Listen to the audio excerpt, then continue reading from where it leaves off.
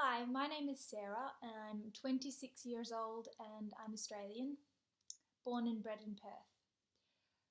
And I have an eating disorder, and I have for 10 years. There are two ways you can take that.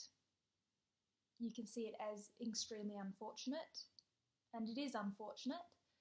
I have missed out on so many things because of suffering an eating disorder. I don't have my driver's license. I've never had a boyfriend.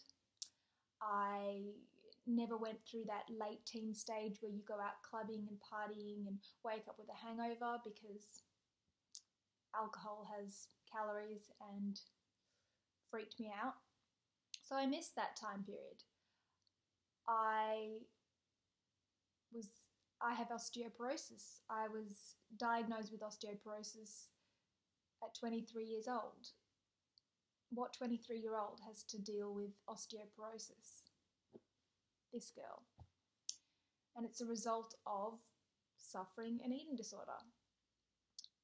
And also, I am deeply passionate about performing. I love singing and acting, and I want to make a career out of it. I have for years, since a little girl. But I've never had the opportunity to ever fulfill that passion because if I go into any audition, they just see a sick girl. So I've literally had things handed to me on a plate in the performance industry and not been able to take them because there's no point in following through with it because I will get to whoever's casting the film or TV or musical and they'll just see a girl who's severely underweight. So yes, there are so many unfortunate things about having an eating disorder and living with it for 10 years. And that's just to name a few. However, there is a plus side, the fortunate side. And I've only just recently seen the fortunate side. It means that I have been able to help people. Help people not experience what I have gone through. And that's what I want to do now. I'm starting a blog and I want to help people get through this because it's only now that I actually feel that I may recover. And I may recover without having to go to a hospital or a private clinic or a rehab. I can recover by myself because clinics, hospitals, and all that jazz are just a band-aid. You have to make the decision to recover, and I actually feel I am in a position for the first time ever that I'm doing it. I'm doing it by myself. Nobody's forcing it upon me. I'm just doing it. And this all started with me in London. So I went to London at the start of this year in April, and I went over there to teach and hopefully audition if I had put some weight on while I was over there. I didn't. I just kept dropping weight, and to the point that I was so severely sick and I was so ignorant to the fact that I was literally at the edge of the cliff in terms of anything could have happened to me. Luckily, I did return home, but I returned home to the prospect of having to do it by myself because the only private clinic over here had banned me. Now, I don't really need to go into why they banned me, but it was not for very good reasons, and I'm still following through with that actually. I've put in a complaint in and all that stuff. But anyway, and I didn't want to go to a public hospital because they literally just make you sit there in a bed, tube feed you, and you don't move. And that idea was just so incredibly daunting. So I literally, for the first time ever, realised that I had to do it by myself. I have had 4 admissions at a private clinic here in Perth, Never had to be tube fed, none of that stuff. But it was always an option, and I knew that now that wasn't an option. So I started it by myself. And I didn't think that it was really going to work.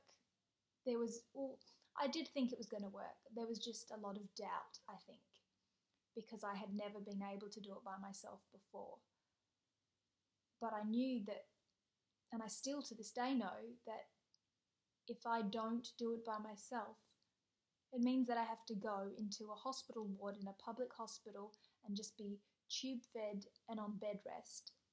And that idea doesn't sit well with me. So I'm 4.5 weeks into this recovery journey of doing it by myself and gaining weight. And I feel I'm in a place now where I'm very confident to make very rational, smart, healthy decisions when it comes to my intake and my outtake, meaning exercise. I love a walk, and I haven't stopped my walk. Sometimes I walk too much. However, I have managed to get myself to a point, with the help of my parents and a very good specialist team of dietitians, GP, psychologists, psychiatrists. You need those to recover. All of them are really important. But with my support team, I have managed to put myself in a place where I now can gain the weight. I am on blind weigh-ins, by the way, but I can continue my journey of recovering the weight that I lost. And if I drop, I'm able to make informed decisions to change that and cut back my walk, which I've never been able to do before. If you'd spoken to me 5 weeks ago, I wouldn't have been able to stop doing 3 walks a day, which equated to probably 2.5 hours of walking each day, and eating barely nothing. My dinners have always been good, but the rest of the day were pretty bad. 5 weeks ago, that was 5 weeks ago I was doing that, and I wouldn't have been able to make any changes. If I'd have stayed in London, I wouldn't have made those changes. But after 4.5 weeks of handing over the responsibility to my team, I've gotten myself to a place where I can do it by myself. So yes, there is a huge fortunate side to dealing with an eating disorder, because you eventually get to a place where you possibly could help others not make the decisions that you have made for 10 years. And I feel that it's made me a much stronger person, and I don't take anything for granted. So welcome to my blog, and I really hope that we can all help each other out, because it's an awful illness and no one deserves to go through it for even 1 year, let alone 10 years, 7 years, 8 years, or for their life to be put on hold because of a silly voice in your head. It doesn't need to be that way. And we're here to help each other out. And I will help you out as much as I can. I am not recovered yet. I am far from being recovered. But I still have learned a lot in the 10 years.